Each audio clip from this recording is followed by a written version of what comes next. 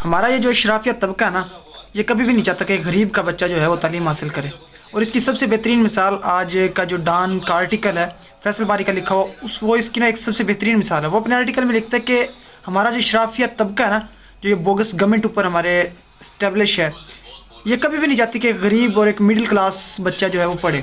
क्योंकि इन्होंने जो एजुकेशनल सिस्टम बनाया है, जो एजुकेशनल स्ट्रक्चर जो इन्होंने लॉन्च किया हुआ है, उसके अंदर सबसे मेन जो डिफ़ॉल्ट है वो ये है कि इन्होंने पुअर कंडीशन का जो है इंफ्रास्ट्रक्चर बनाया है और पुअर कंडीशन का जो है वो नॉलेज प्रोवाइड किया जा रहा है। मतलब ऐसा नहीं है कि उसके अंदर आपको एचिसन और बीकन हाउस वाले बच्चों के साथ आप कम्पीट करेंगे।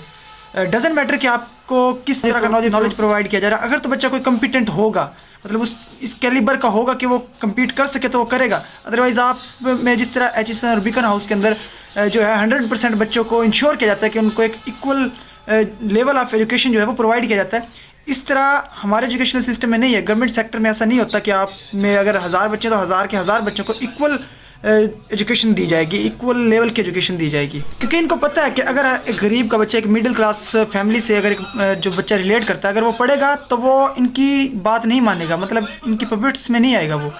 जिस तरह ये किसी की पपेट बैठे हुए हैं तो फिर वो इनकी पपेट नहीं बनेंगे। जब एक बच्चे के पास सेंस होगा, सेंसनेस होगी, then why he is obeying them, मतलब फिर वो इनको क्यों ओबे करेगा।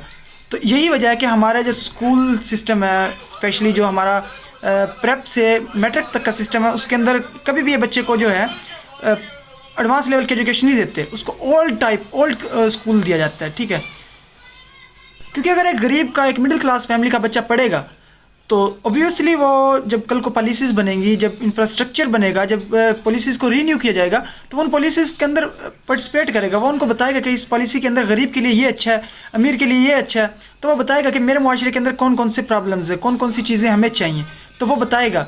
तो ये हमारा जो माफिया स्ट्रक्चर है, जो हमारे ऊपर माफिया स्ट्रक्चर बैठा हुआ है, पर गवर्नमेंट बैठी हुई है, वो कभी भी नहीं चाहती कि एक गरीब का बच्चा या एक मिडिल क्लास फैमिली का बच्चा हमारी पॉलिसीज़ के अंदर बैठे और वो पॉलिसीज़ बनवाए। बल्कि ये चाहते हैं कि खुद हम पॉलिसीज़ बनाएं जिसके अंदर गरीब गरीब तर होता जाए और अमीर अमीर तर होता जाए।